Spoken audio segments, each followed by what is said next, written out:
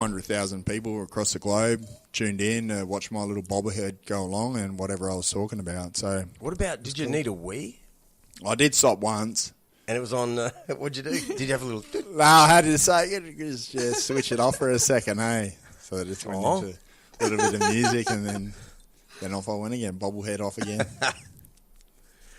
But that's a, you explained it to me, Iron and Resin Cafe, right? So, because, you know, everyone has been to the football, say the State of Origin, it's the only time where you'll see these camera guys carrying this funny weighted camera thing that has it like a suspended thing so it doesn't bounce around. Is that right? Is that the same sort of type? Yeah. So it's got all this sort of technology in balance, 10 kilos, but it's constantly facing your face. Didn't you get all like blistered up from the... I got a little bit of a rash like down the side, but it was... The main sort of problem with it was because of the weight, I had to change the gait of how I ran. So usually I'm a midfoot striker, so I was just running on my heels and flat-footed.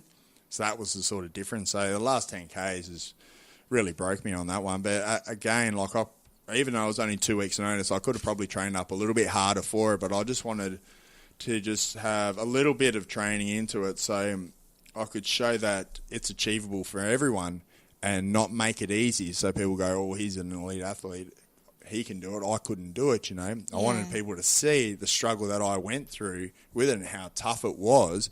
And there was times like the last 5Ks I had to walk because I was just, the pains were shooting up in my legs so much. Right. And, then I came into the MCG and we had to do a lap of the MCG like on the last bit. Wow. And, of course, you got to run your victory lap. Yeah, I'm all good. Big smiles. I'm on the big screen and everything.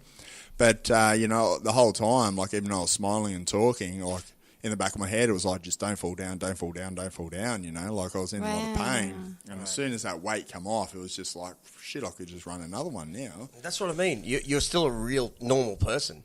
Yeah. You know what I'm saying? That's what I mean. Yeah, please get carried the next one on a bed.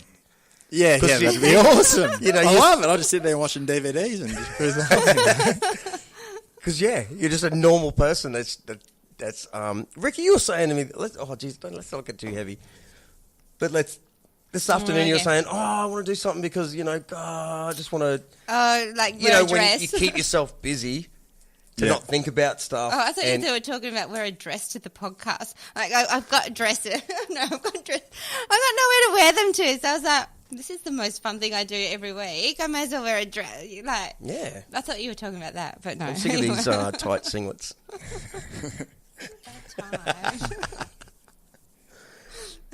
So no dress here? Where are you going to wear a dress then?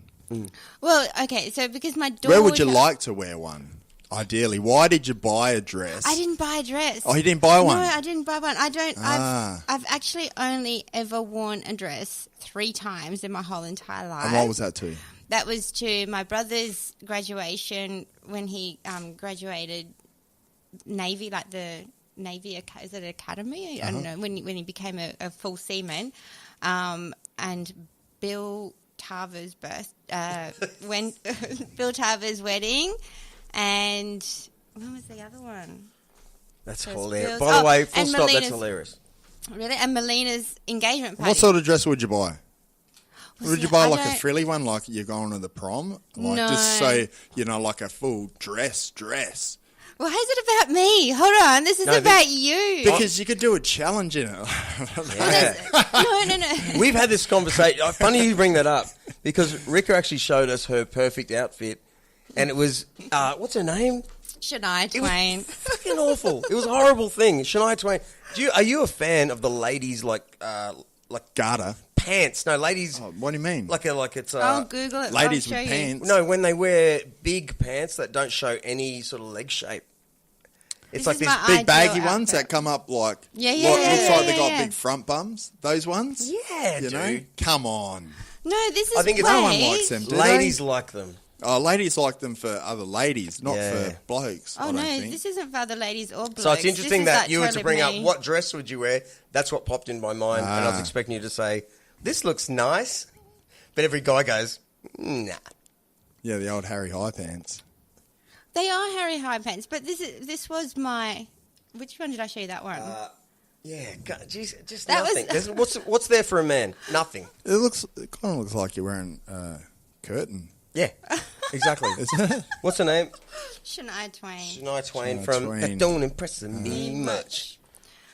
Yeah, but No. okay, Well, answer the question. that says it all in the song. It doesn't impress me much. Yeah, maybe that's what she was Aw. going. Maybe that's she's getting poor at, you know. Shania. I know.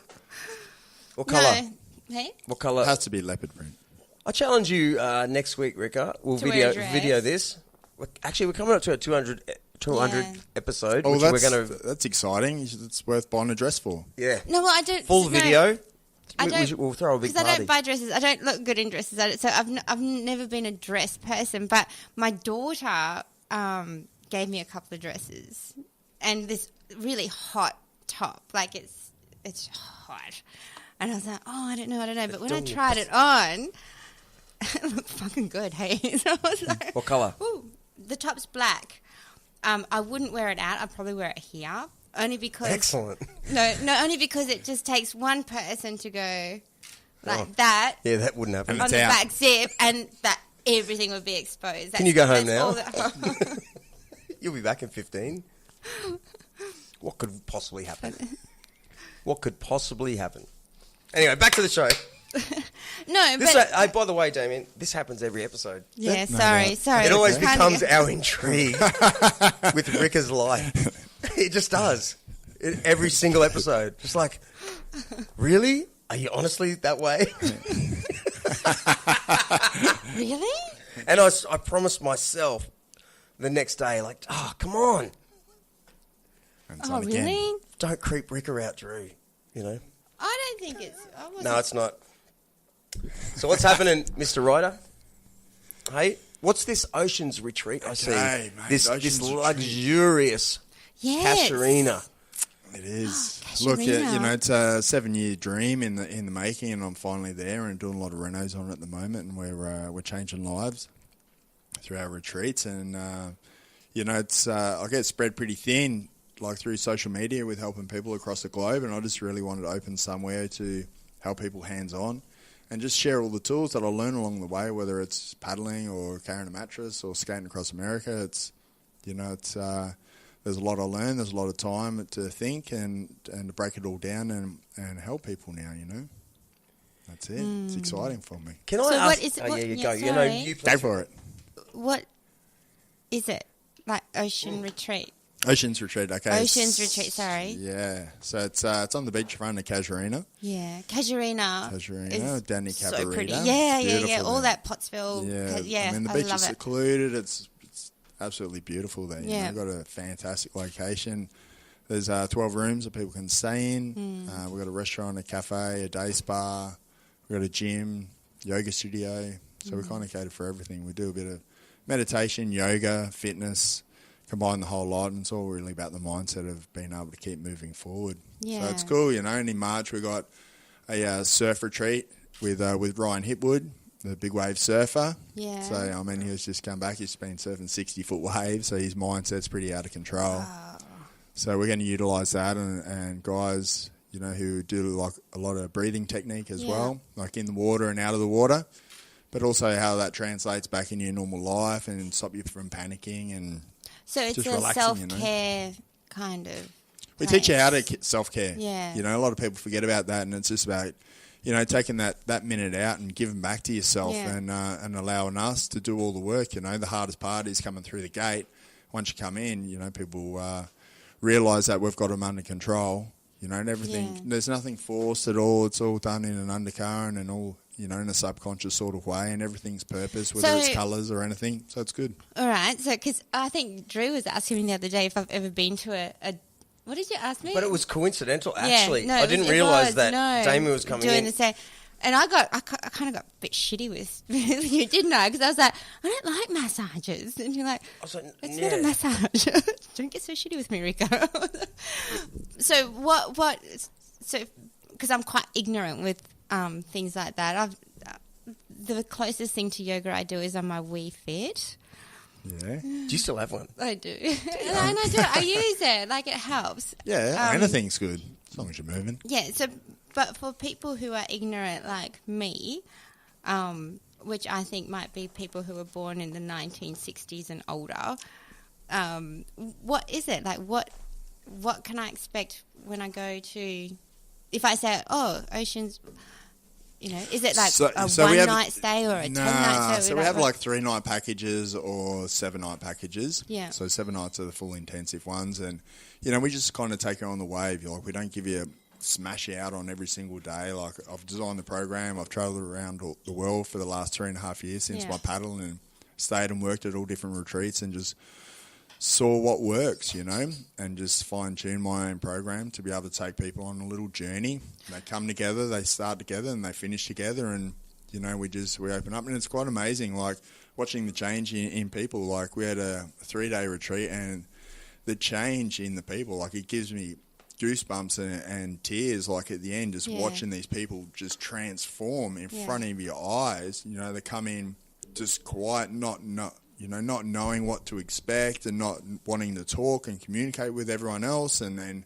you know, a few days later, they just, you know, built these bonds with people that they've just met for the first time, and you can't shut them up. You know, they're so proud of who they are and what they've achieved. You know, they've just lost their way, you know. So we just remind them of how special they are and how amazing they are.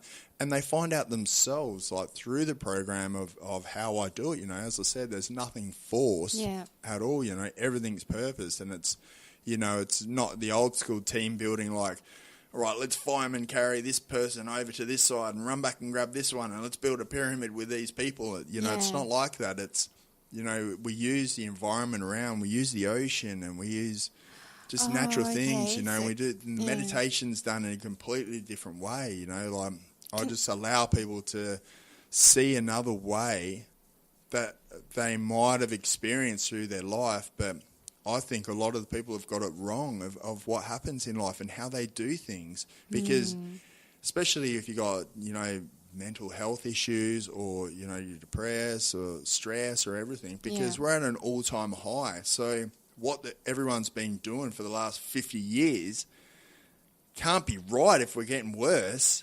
You know, so that's why I look at it anyway. So I'm like, right, well, I'll just break it all the way back down and make it simple, so you can flick the switch at any time. You don't have to go and meditate next to the certain tree at your park, and then that's your spot you go to, and that's where you find your peace. Because what happens if you're in the US and you're freaking out? You're not going to fly back to sit next to that tree, are you?